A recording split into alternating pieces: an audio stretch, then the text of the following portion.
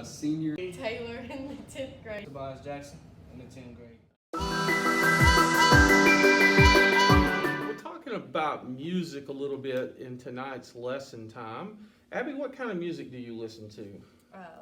Told Keith I listen to a little bit of everything. Is there some of it that it's not all Christian music then, by no means, right? Not all of it. Do you listen to Christian music? Yes. What percent of your music do you think is Christian music? 10 probably. I don't know. It's So pretty- why do you not listen to more Christian music? I don't know. I just feel like as I've grown up, I've just been exposed to a lot more different kinds of music that I've liked too. So is some of the music you listen to maybe not so good? Sometimes a little bit questionable. What percent of the questionable do you think? And I'm not picking on Abby, by the way, so y'all don't think that. But I think it's an honest. Don't you think it's an honest question that Yeah. most Christians need to ask themselves? Is like, what am I listening to, and what would I consider to maybe to be not good music? Because I know some of the music I like is not necessarily good music in that way either. So what would you think?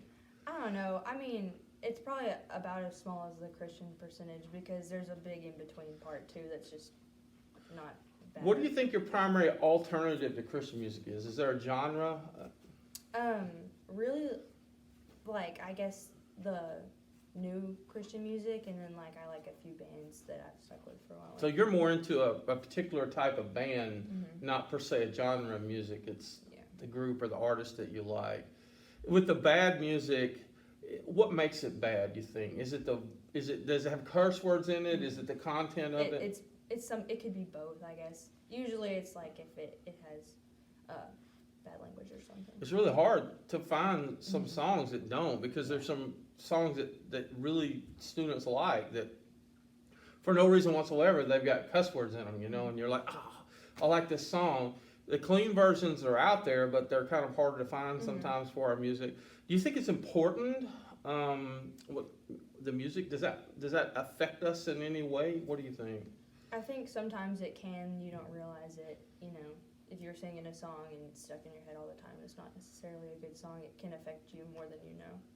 So music is pretty powerful. I mean, if you're dating somebody, you have your song. Do you have a your song? Listen to okay. I mean, it's just the way it is. Certain music makes you feel a certain way, and it might not even be bad because it has a cuss word in it, but it might be bad because the actual overall message of it isn't the greatest.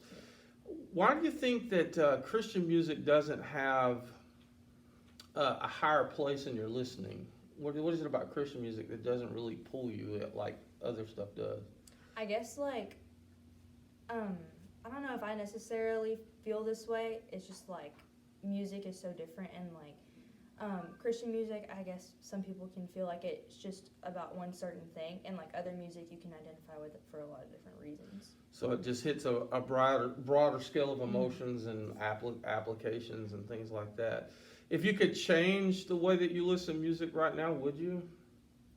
I don't know. I feel like I've grown a lot in my music taste, and I know what I like a lot more. And I mean, there's some things here and there I probably should change, but for the most part, I feel like kind of some of what I listen to is who I am, So you keep your music pretty clean for the most part, and you try to stay away from those things. I'm more into like the way it sounds, and like if it's. I mean, I don't have a bunch of bad music. I'm just saying like I like the way music sounds more than like what it's saying. Do you think it matters if I am listening to music that has a bunch of curse words and stuff? Does that matter? How would that affect me, you think? Well, it can affect your identity, like with other people, if other people hear you listen excellent. to it. So you think people would think differently of you if they heard you playing that in your car or something I mean, like that? they can, yeah. All right. What else? Is there any other ways that might... Just the way you generally think about things, just like TV does. It's kind of the same thing. It's in your mind and you don't know it is. They are very similar, aren't they? Yeah. Because, I mean, there's a lot of great TV shows that probably aren't great for us spiritually to watch them, but man, they're fun to watch, aren't they? All right. So we're going to talk about music for this one. Taylor, what is your favorite genre of music? What do you listen to? I listen to Christian mostly since D now because I just tried to listen to that the most. So before D Now, what were you listening to? Rap, like Post Malone. And So about what percent, let's say pre-D Now, and then let's talk about D Now for a minute, what happened. Pre-D Now, before D Now, what percent of Christian music were you listening to? Like 5, not really a lot. Not at all. And you were listening to a lot of Post Malone. Mm-hmm. And is there any problem with listening to a lot of Post Malone? Yeah, What's the problem? the bad words. So you were listening to a lot of music with cussing and some Just bad not a stuff. good message, yeah. How did you get started listening to that kind of music? I got tired of listening to Christian music every day Why did you get tired of Christian music? because I've literally grown up listening to it my whole life. So you were, who exposed you to the Post Malone? Did that Just happen? being at school. Just being at school. Y'all listen to a lot of that stuff when you travel on sporting events and yeah. Workout and stuff like that. All right. So you said that at D Now you kind of made a change. So tell us about that. I just realized like the music I was listening to wasn't good, and like it wasn't good to show people like I'm a Christian, but I listen to this stuff. Not saying that you can't listen to other music, but it's not like you need to still listen to Christian music. And I realized I wasn't listening to any Christian music. So you felt like it hurt your testimony a little bit, and do you feel like it hurt you personally to be listening to that kind of music? Yes. Is it negative to listen to stuff It like is. that? It is. All right. So now, what would you say your percents are? Do you listen to? Mostly Christian, Mostly- and then a little bit of other stuff, but it's not like rap or anything. But you're really like trying that. to make sure. It's mostly Christian. Have you seen a difference since you did I that? have, You're happy with that choice? Were you feeling some guilt? of course. Besides, your dad was on you really hard, Yes, wasn't he? I was. Okay. All right. Well, you think what you listen to is important, I do.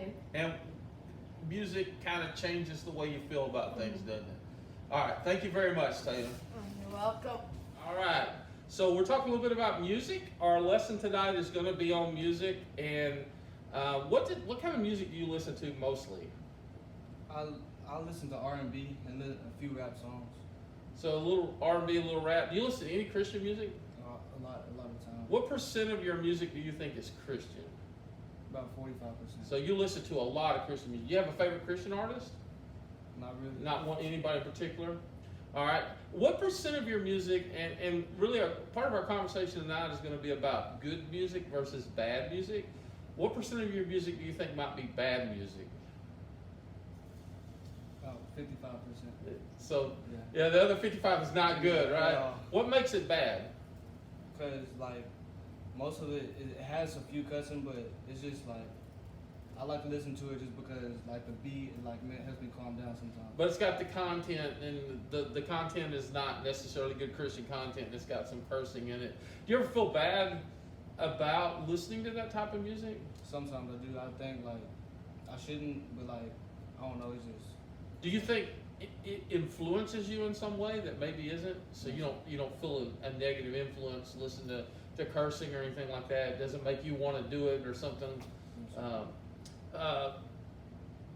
I'm thinking that if you could change that and listen to more Christian music, what would keep you from maybe listening to a higher percent of Christian music? What is it about Christian music that you don't maybe like, or is it there the way that secular music is?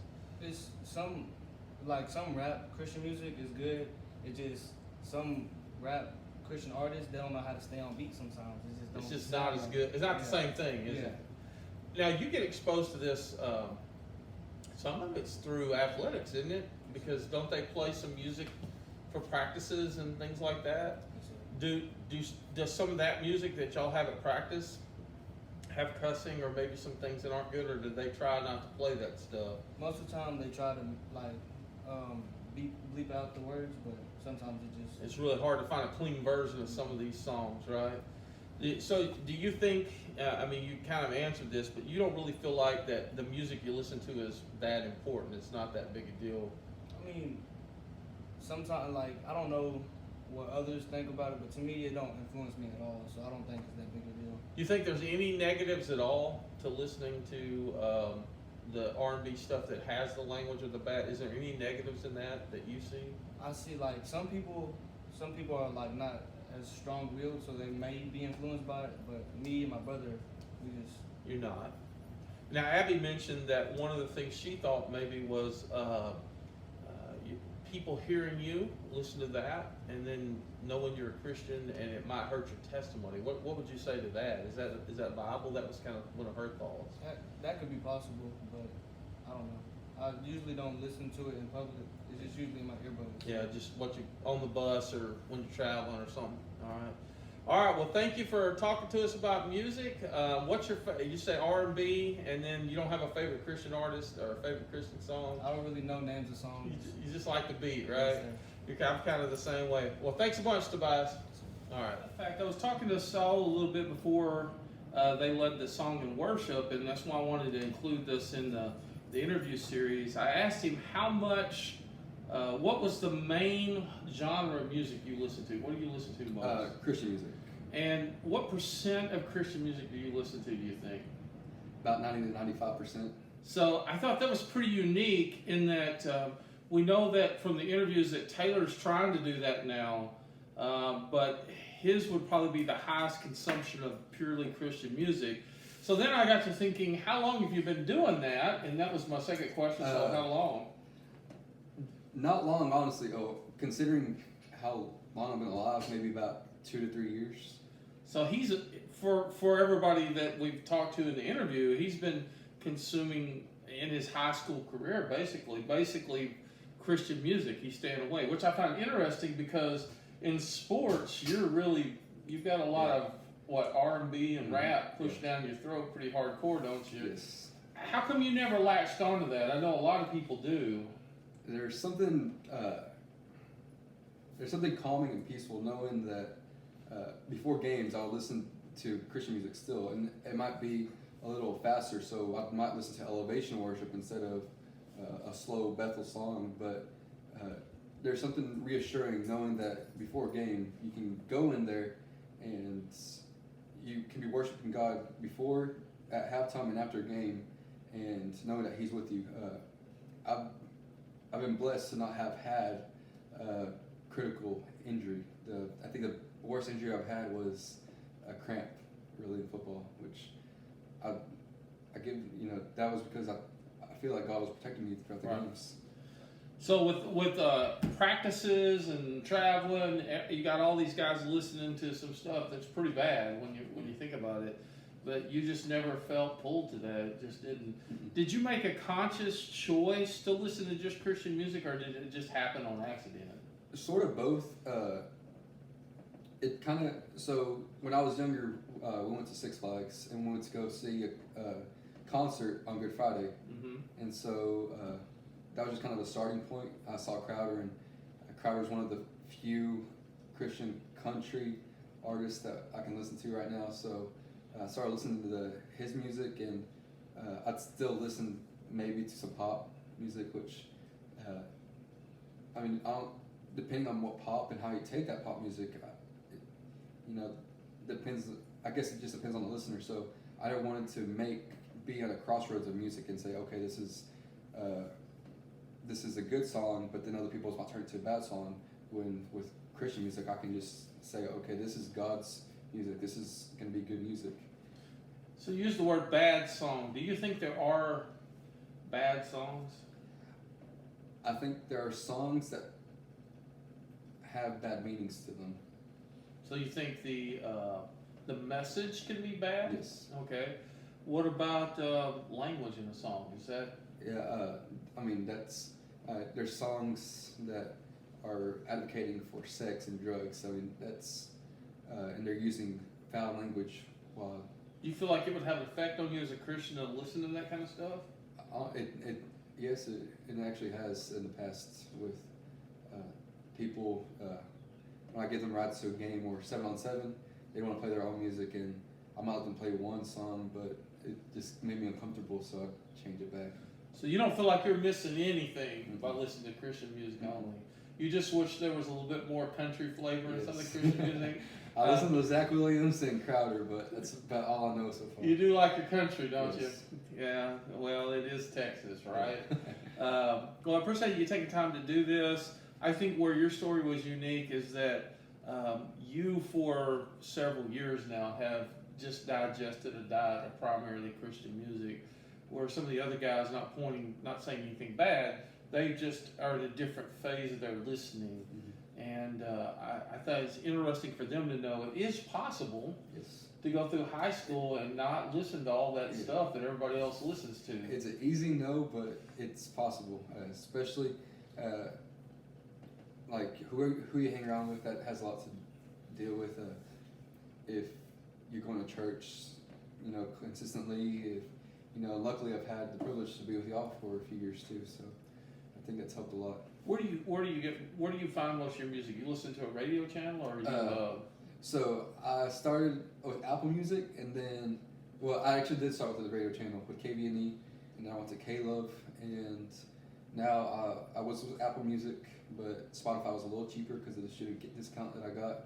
So now I just follow the Christian artists. So I have Crowder, Zach Williams, I have Bethel, Elevation, and anytime they release a song, Spotify lets me know. So I know yesterday Stephanie Gretzinger, she's like a good female vocalist. Big time worship leader. Yeah, she just released a new album yesterday.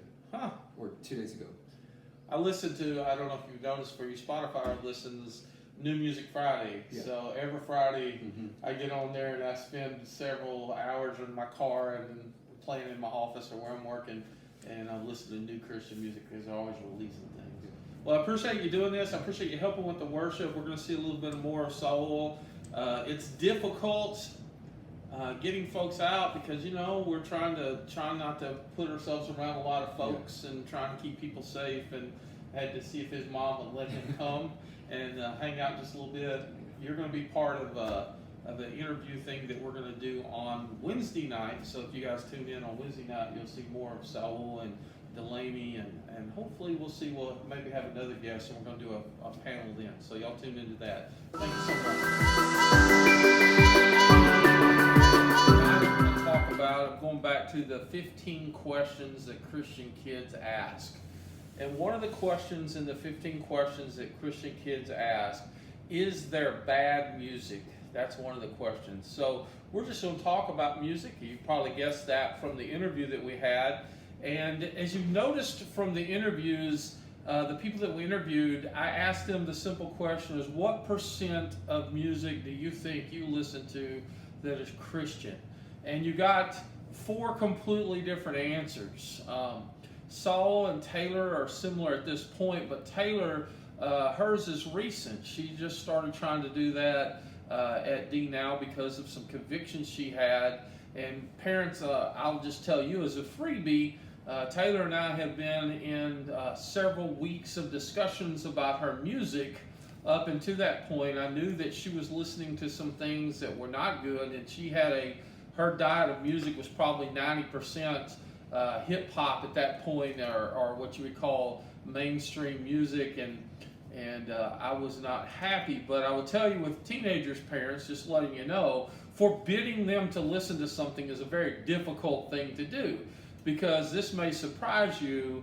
They're at school all day with their headsets on, and they're listening to music in the classroom off and on throughout the entire day. How you could censor them, I don't even know how you would do it at this point. So I know that I needed Taylor to come to a conclusion on her own that maybe she needed to listen to something different, and God took care of that for me.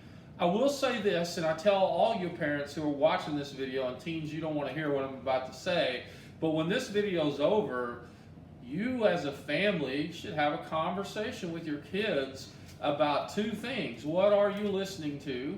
Who are the artists, under that umbrella of what are you listening to? What are the artists you listen to? And parents, you need to be aware that when they share with you that they like so-and-so artists, like what kind of music do they like? I know for Taylor, she loved Post Malone, which I had to go find out what Post Malone was about, and he had a lot of really cussing songs. I did push her to get the clean versions. That was like a first step, but then I kept on her about it. But it's not just music either. I will say it's what they're watching. And you understand, in that video I showed previously, what are you doing with yourself? Students are spending an exorbitant amount of time watching social media, YouTube. They're looking at, they're sending each other different little clips of things. TikToks. There are a lot of vulgar profanity and things in some of these things they're watching. You just need to be aware that they may be getting a consistent diet of things they shouldn't be potentially getting. I grew up in a home where my parents cursed. And I heard cursing my entire life. When I was very young, in my early 20s, I watched a movie. I'll never forget. It was a rated R movie. And I say this to you guys now, I don't watch rated R movies anymore. But at that particular point in my life, I was young and it won't affect me. I can listen to it. Was living in Los Angeles. Was playing ball in the parks all the time. I was around cursing constantly. And I really, really like this movie. Well, roll the clock forward. I'm living in Henderson. And a few years ago, I saw the movie on network TV, and I thought, man, I really like that movie. I'm gonna go watch it again. So I grabbed the movie on Netflix because I didn't want to watch the version with commercials, and I started watching it again. I had to turn it off in like less than 5 minutes. It had so much cursing in it, I could not watch it. Now here's the interesting thing, is that when I watched it before, I didn't even notice there was any cursing. Because see, I was getting a steady diet of cursing, and I was getting a steady diet of that type of profanity, and I was watching that type of movie, and I don't know if the word would be desensitized to it, but whatever, it just didn't bother me when I saw it that time. Now that I have removed rated R movies from my life, and it's been years since I really would watch a rated R movie or anything like that, and I'm not around cursing anymore, I couldn't stand it. I couldn't deal with it. So, does what we put into our mind affect us? Well, I will tell you this, the average person in America listens to music about 17 hours a week, and that would be adults and teenagers. Now, interestingly enough, a teenager will double that number, so a teenager will listen to music somewhere between 4.5 to 5 hours a day. So you're looking at like 30-something hours a week of listening to music. Now I'm just going to put this out there. If you listen to 30 hours of anything a week, it would have to have some kind of influence on you. Would you not agree? Basically, hip hop music is the primary. That 10% of all music consumed by teenagers is hip hop. And then next is like a jazz R&B type thing. Honestly, overall, 40% of America's adults included listen to hip hop music. Is there such thing as bad music? Well, Jesus had to address something kind of like that. Now, he wasn't talking about music, but I think it really applies. In Matthew 15, if you have your Bibles, there's this conversation happening between Jesus and the Pharisees. The Pharisees are always trying to cause stuff with Jesus, and they had come to him, and they said, why do your disciples break the traditions of the elders, for they don't wash their hands before they eat? In other words, your disciples are nasty. They're dirty. They're not taking care of their hygiene. They're dirty people. Why do you let them be physically dirty? Why? And so this conversation is happening. Does this physical thing make me unclean? Does it make me bad? This physical thing that I'm doing. And that's kind of the conversation we're having today. Does physically listening to music make me bad? Jesus flips it and he says this. This people honors me with their lips, but their heart is far from me. They worship me in vain, teaching as doctrines human commands. He said, look, you're concerned with whether they're physically, are they unclean? I'm telling you that who they are spiritually, who they are inside is what makes a person unclean. What's going on inside you? So, he goes on, and as we look in this verse, we flip down, he says, do you still not understand? The disciples weren't following what he was talking about. They were hung up on his hand washing versus, what did you say, Jesus? And Jesus says, don't you realize that whatever goes in the mouth passes into the stomach and is eliminated? In other words, the things that I just bring into my body, they come and go. But what comes out of the mouth comes from the heart and defiles a person. For from the heart comes evil thoughts, murders, adultery, sexual immorality, false testimony, slanders. These are the things that defile a person, but eating with unwashed hands does not defile a person. Now you say, what does that have to do with music? Here's the thing. My wife loves to watch these shows like The Voice and America's Got Talent or whatever that is, the singing competitions. And I hear this so much in those singing competitions that that song was like karaoke. There was no heart in it. See, the thing about music is music goes right to the heart. It goes right to the emotion of a thing. Music is something that affects the way we feel. It affects the way we think. It affects us from the inside out. A sad song can make us sad. A happy song can make us happy. A song can take us back to a feeling. Music manipulates the heart. And Jesus is saying that it's very, very important how you deal with your heart. So the question is there bad music? Well, if I bombard my heart with bad stuff, it's going to have an effect on how I think and how I feel and who I am. And I hope that you can begin to see that it is important what I put in my ears. Not because of the chord progression, or I had a guy tell me at the end of church one time he thought electric guitars were of the devil. It's not that. It's the message, it's the emotion that goes behind it, it's the anger in a song, it's the song about cheating on your spouse, it's all of those things. And I will tell you, the Bible's pretty clear. In Ephesians, we're told you should no longer live as the world lives. And in that Ephesians, he says, don't give the devil any opportunity. He goes on and says, no foul language could come from your mouth, but only what is good for building up someone in need. He lists a whole bunch of things in Philippians. He says, think about truth, think about noble things, think about pure things, think about right things, think about admirable things, think about things that are praiseworthy. As a Christian, the Bible is very clear on the type of things that we should think about. So when we go to these interviews and we have a conversation and the student says, yeah, I want to listen to the songs that have cursing in it. I mean, Abby hits it on the head in one point where she says, I think this type of music hurts my testimony. Yes, it hurts your testimony. When you go blaring out of the parking lot with profanity playing out of your car as a Christian, yes, it hurts your testimony.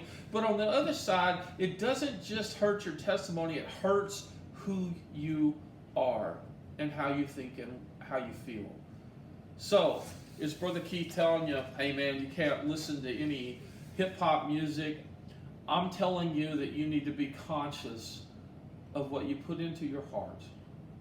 You need to be conscious of how it affects you, and that it is important, even if you don't think it's important, and not just your heart, but you also have to be careful about your eyes.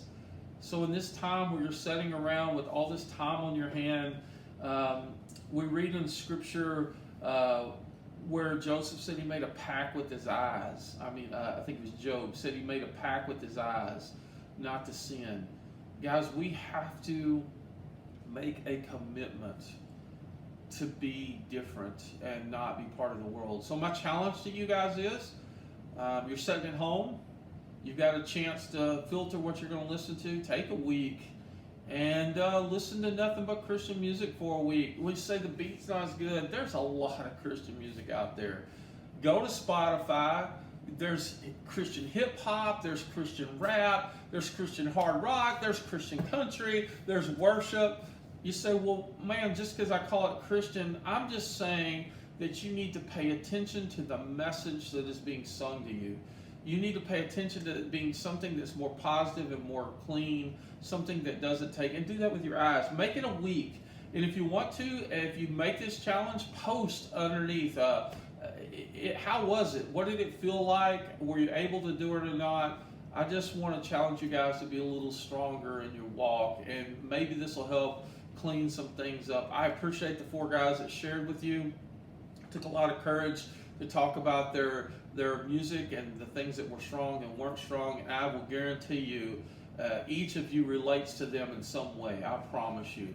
I'm going to pray for you guys, and be sure to tune back in on Wednesday when we do our next thing. We're going to have that conversation, and we're going to be talking about friendships. Guys, now is a chance for you to make changes.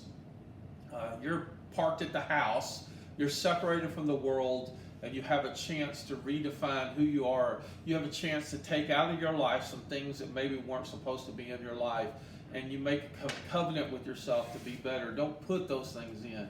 Father, I come to you in prayer. Bless the students. Thank you for tonight, the worship, and all the interviews. And God, we love you so much. Let us have an awesome week and protect those who are sick. All these things we're praying for.